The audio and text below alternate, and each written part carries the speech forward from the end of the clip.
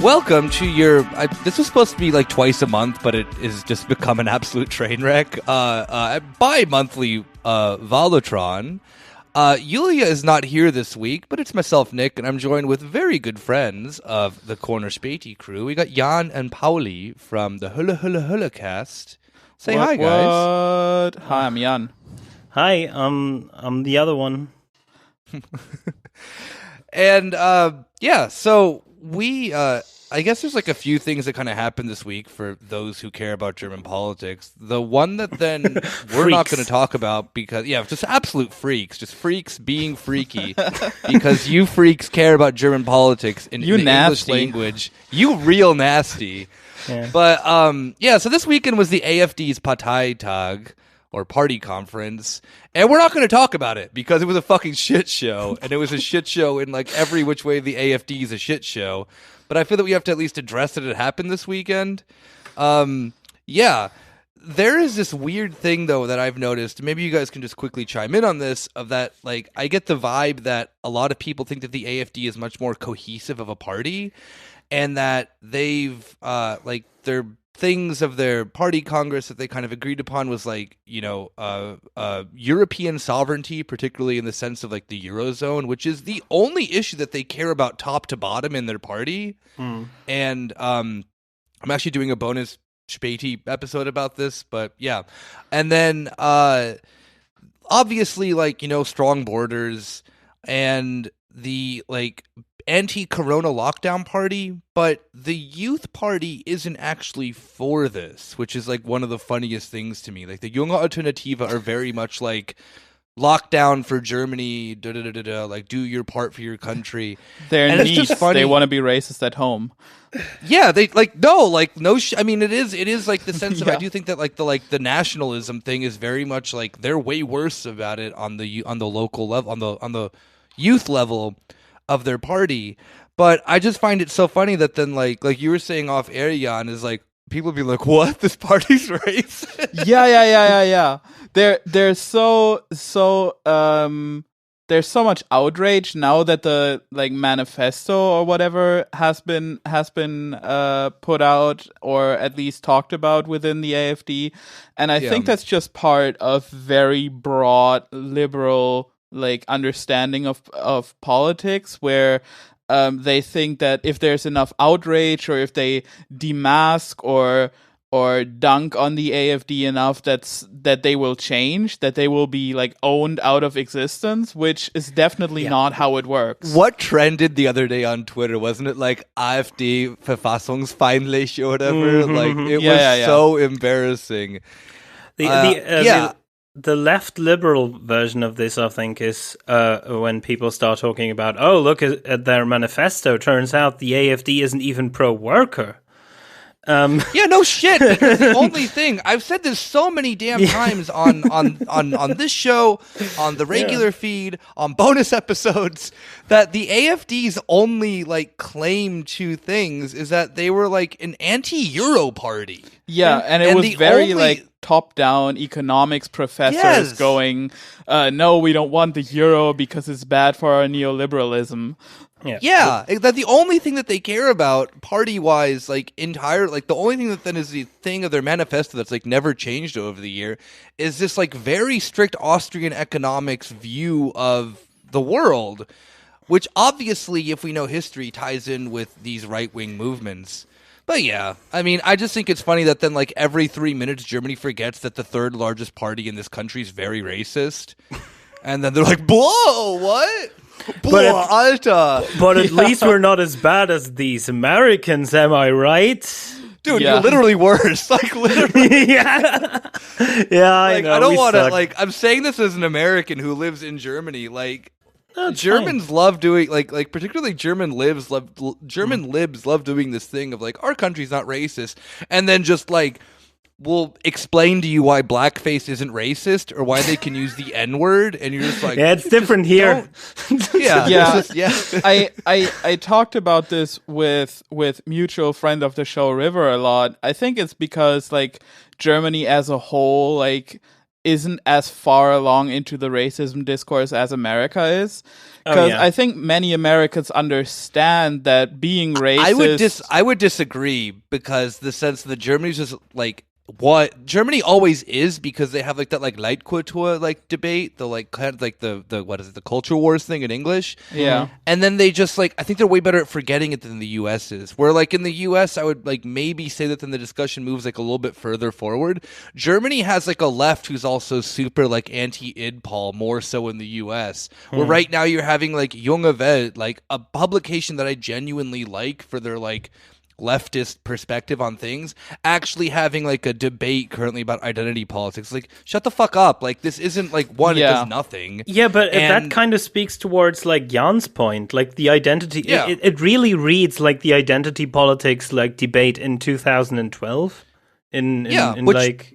But Germany had this one like 5-6 years ago as well. But it's like then it's just like Germany has like a big old reset button where everyone forgets because things will get worse in the US, and then Germans will look at it and be like, see, we're not like that. And then the bad stuff comes to Germany one way or another, whether it be just like like how politics just like diffuse naturally.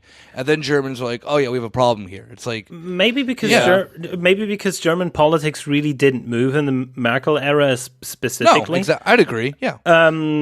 Like you think something is considered done and then you forget it because like why would you like specific like at the beginning I joked about like you little nasty freak, why would you care about German politics?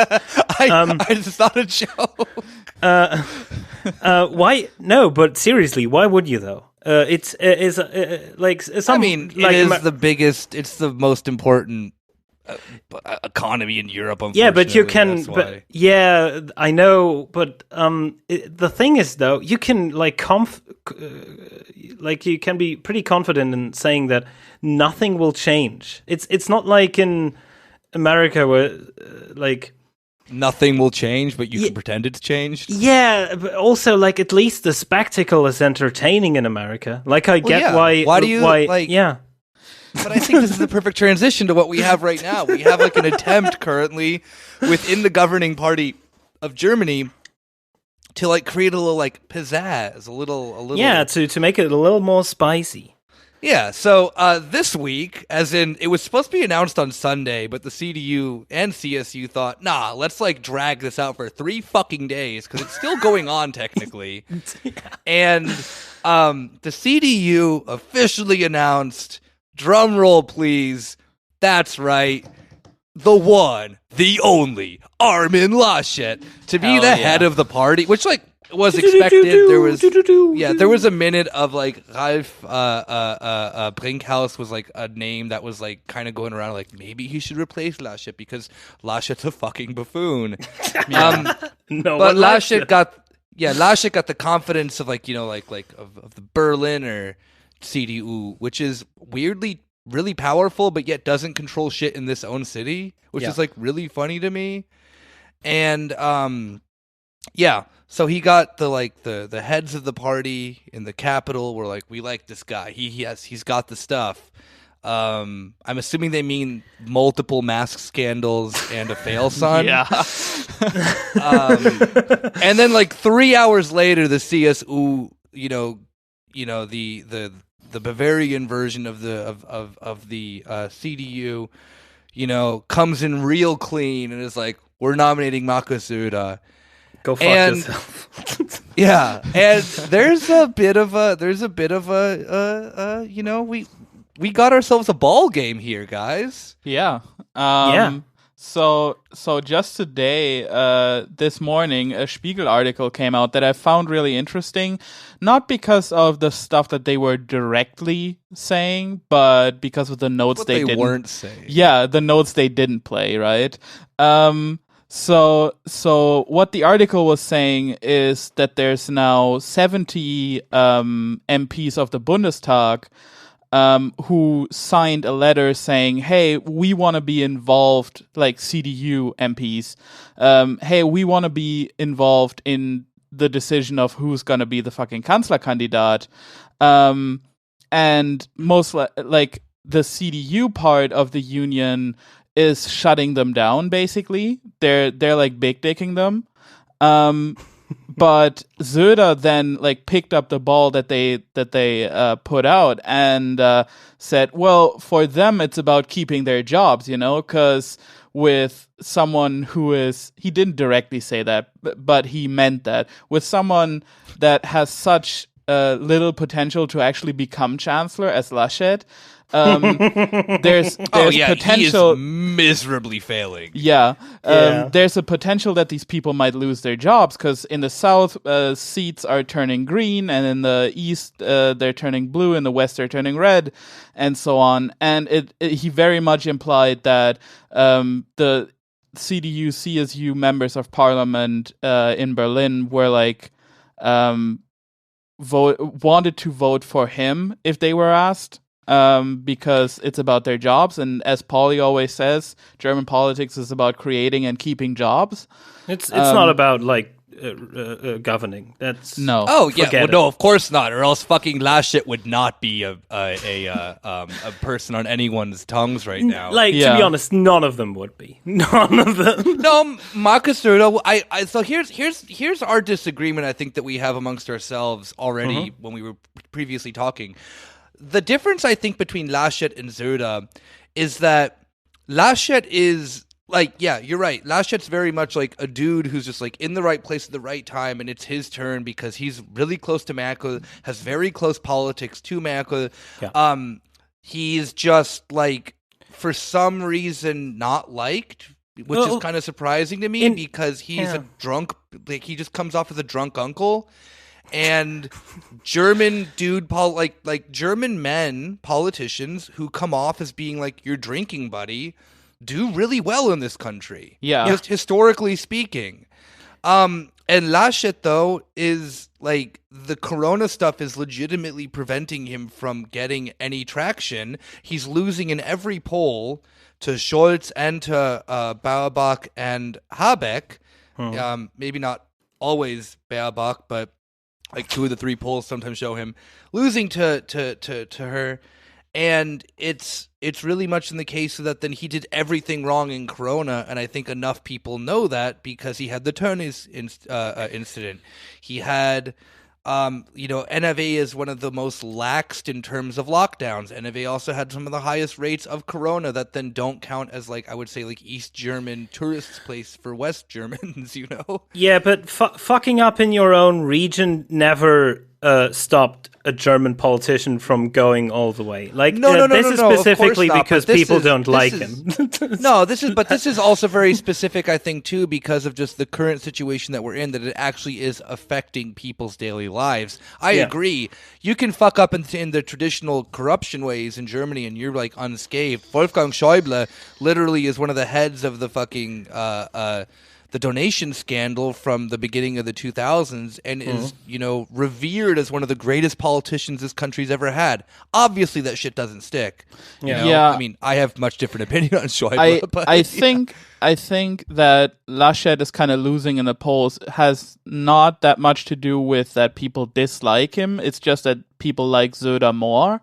Because I think that Söder has like the image of a straight shooter, He is for stricter anti-corona measures, exactly, and he seems not as slick.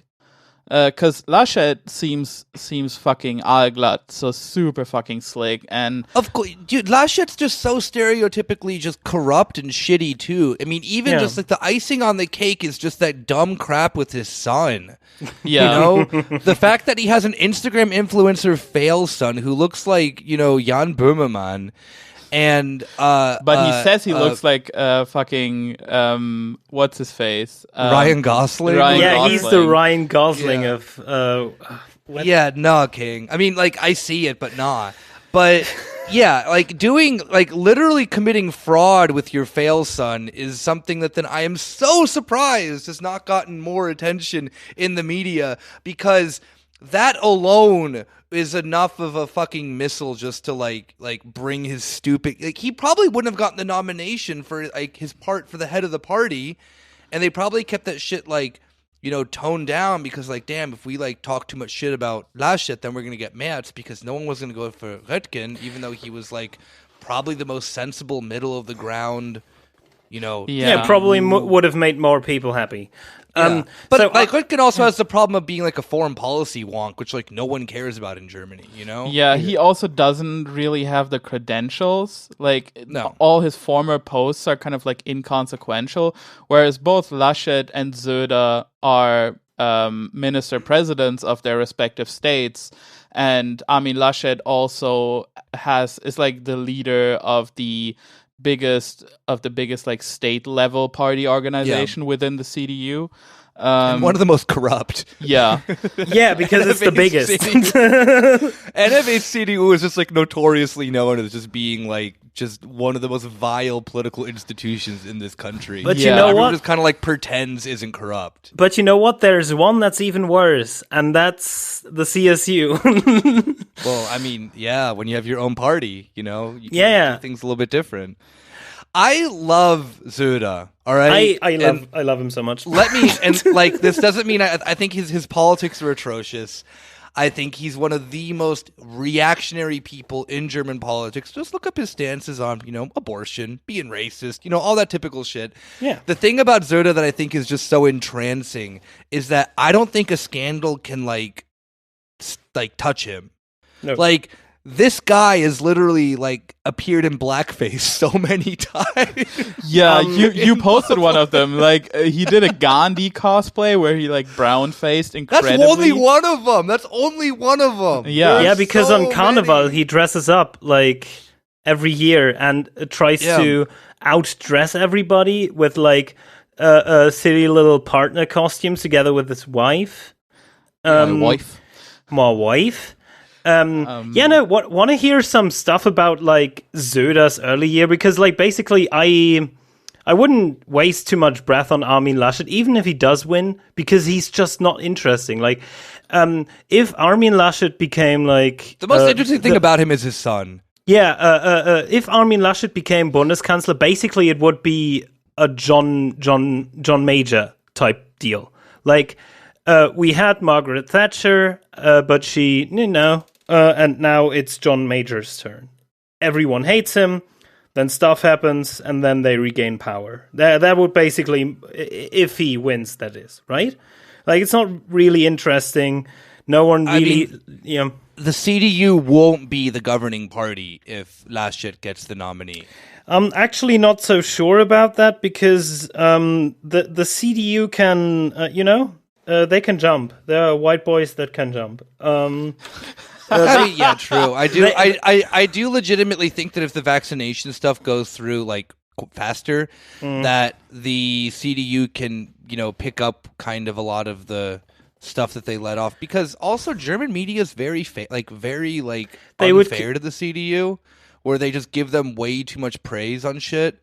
Yeah, they would also you talked about how German media just completely forgets stuff. Söder is a good example, but if Armin Laschet would be the Kanzlerkandidat, basically all of the stuff we're talking about right now completely forgotten once it's actually voting time. This doesn't matter. We completely forgot that the health minister literally committed fraud with his husband. Yeah. Who cares? Who cares? It's Germany. Yeah. That's just being nice with it. Yeah, and what 16 years of CDU governments have afforded the CDU is the ability to hand wave all of these scandals. They'll send the little sheep like Mark Hauptmann or whatever, who got paid by Azerbaijan. That's still my favorite scandal. Yeah, and speaking of Mark Hauptmann, I don't know if you got this, but guess who takes over the sure black safe seat from Mark Hauptmann? It's Hans-Georg Maaßen. Hell yeah. Hell yeah. A literal Nazi helper. Yeah. But a Nazi helper. Yeah. Yeah. No, that one, yeah. Oh my god, that man should be in prison, not... No. He isn't the how Nazi much data specific, has been how much fucking evidence has been falsified underneath his fucking jurisdiction of the Verfassungsschutz, or how he just, let the AfD, know how to avoid an investigation. Yeah, my man's really good CDU in that sense, because he definitely is that bridge of like people wonder like how did Gauland end up in the from the CDU, the responsible racist party, to just the openly racist party. It's like because there's really like not that much difference from the far rights of the CDU and the CSU, you know? Yeah, and especially the Eastern German CDU that, of course, Maaßen is then running for is incredibly, like, to a degree, even more reactionary than the rest of the CDU. Like, they're really out for blood, and they really, like... Hans-Georg Maaßen is probably allowed to run because the main CDU needs to throw the Eastern CDU, like the Saxony CDU, I think it is, a bone. It's oh God, hate living here. just to appease them, you know. Hey guys, so my theory on why Armin Laschet is specifically because in some ways that was the best possible outcome for Söder. I think after 2000, I found a really interesting article about like Söder's early years. Some things already said by Nick about like his politics. Most people know him by like the putting like the crucifix back in the classroom, making them like totally not a fucking psycho move. Yeah. And letting them sing the national hymn was his proposed like politics to how should I put it, for integration policy, for integration of migrants. Yeah. Like this all happened during the so-called migrant crisis. Yeah, but the thing is, I don't even think he particularly cares about all of this. Like, he might do. It's probably his opinions. But the bigger thing behind this is that in early in his political career, he learned two things. First of all, you have to, like, get someone who's higher up the ladder than you are and basically suck up to them. And then at the moment at which these people start losing their power, he just snaps. He kills him good. And that's basically what he did, like, from his early days in the, like, Ortsverband. That's what he did with, like, his first, like, appointments in the Bavarian Landtag. That's what he did in 2018 against Horst Seehofer, someone who they absolutely hate each other, but still, they couldn't. Like Markus Söder was like decently politically clever enough to make himself unexpendable, to make himself to basically, even though no one likes him, like really no one likes him, everyone can't help but have to follow him. This specifically, like his colleagues were asked about his personality, and everyone was like, he fucking sucks, but we all follow him anyways.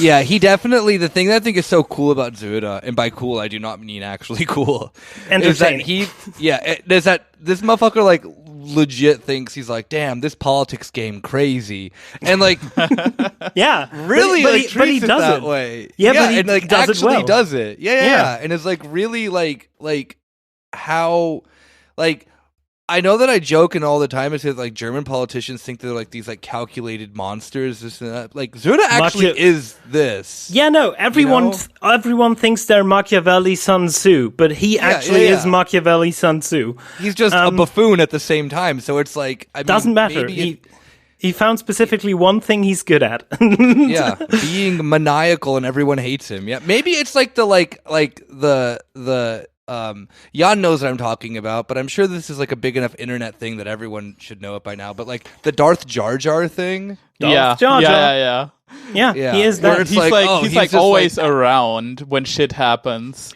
so he must be involved. He's just like pretending to be a buffoon, but he's really this like calculated monster. Yeah, that's Markus Söder. Except for that, then like I would think the buffoonery is legitimate. Like, you want to. I think he also like picked up on another Star Wars rule, which is just a rule of 2.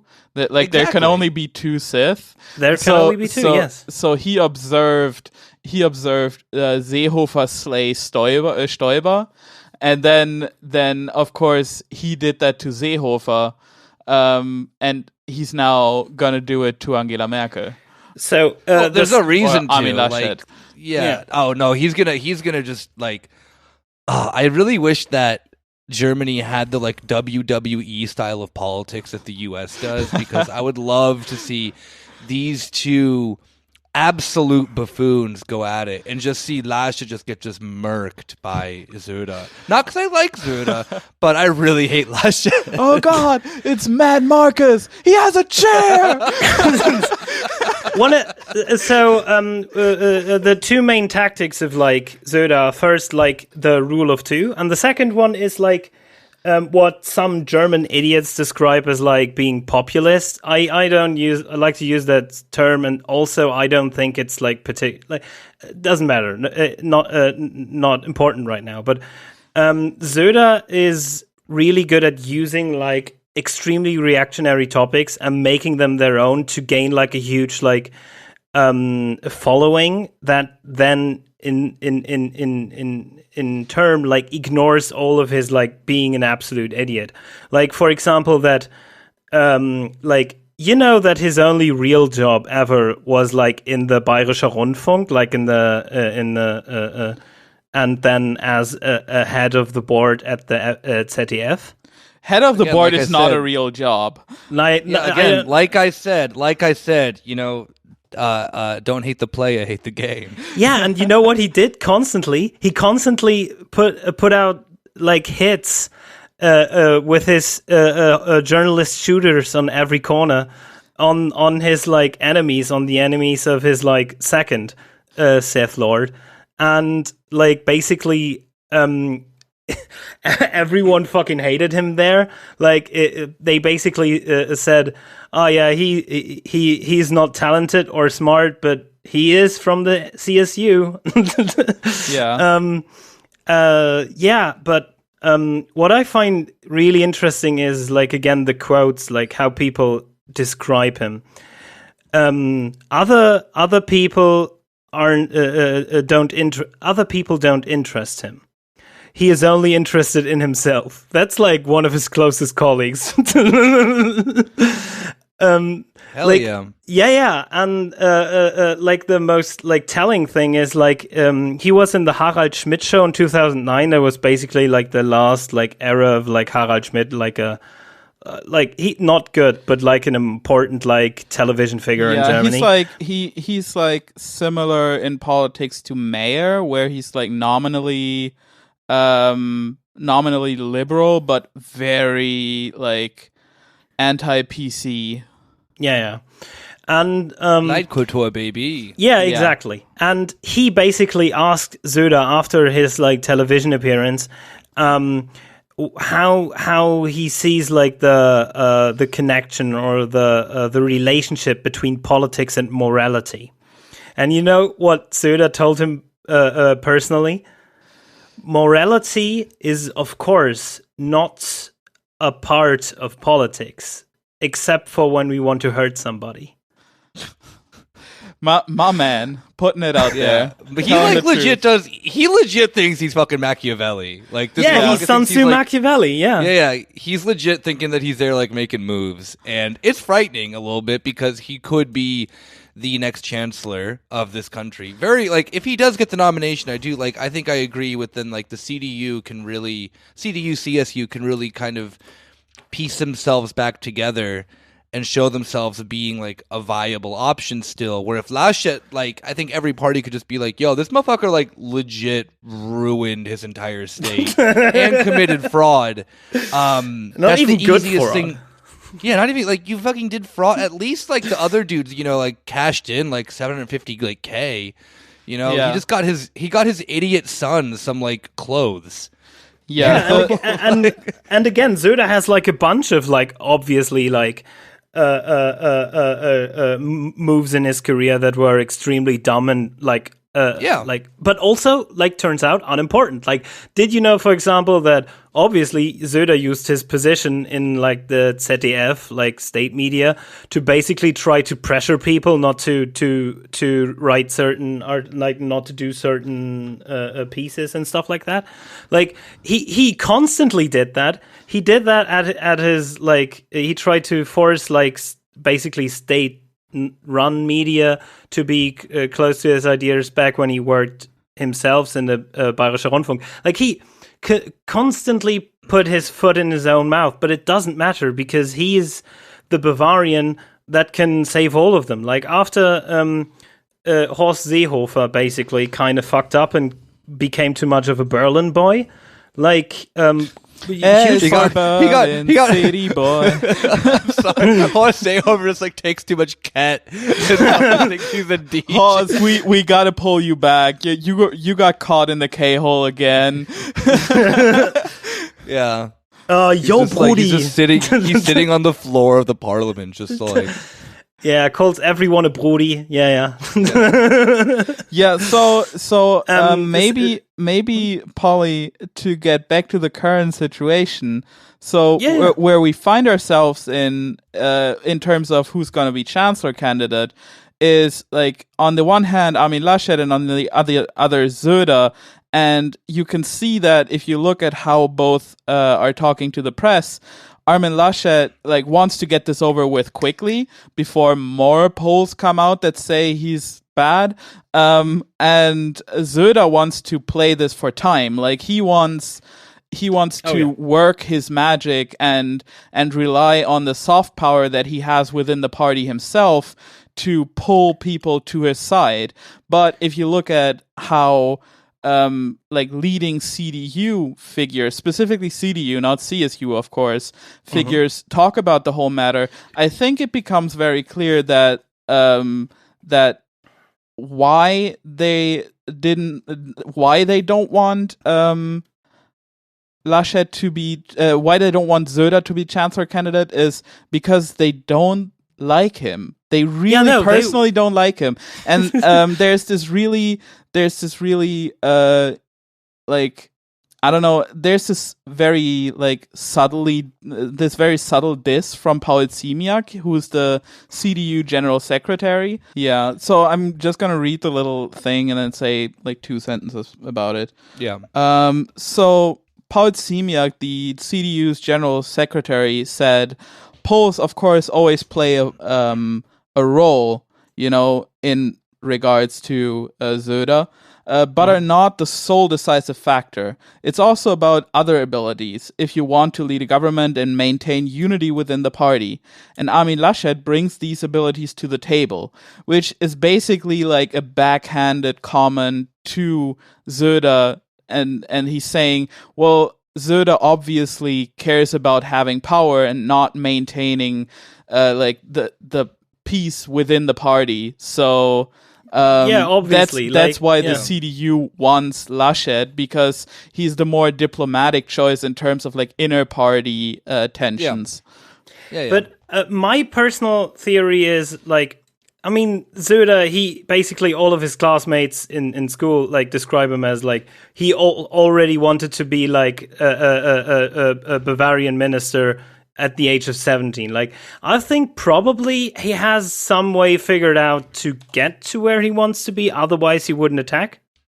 Like, I think specifically he was, like, remember, like, early in like late last year when Söder and Laschet were on a big, like, they both wrote, like, biographies, and they both basically, like, they talked about, they presented each other's biographies and, like, tried to be real big pals. Like, they tried really to be all diplomatic and shit. Yeah. I think this goes into the sense that Söder is much more, like, gonna, cut down my man Laschet, and I do think that the party wants. I agree with Jan in this. The party does want Laschet because he's more likable, but it's also going to be determined if they want to win or not. And Laschet's like very destined to like having one of the longest coalitions in Germany just like break up, because the CDU probably will lose so much support that they won't be able to like make a majority. Like they won't be able even to go in probably as like a minority party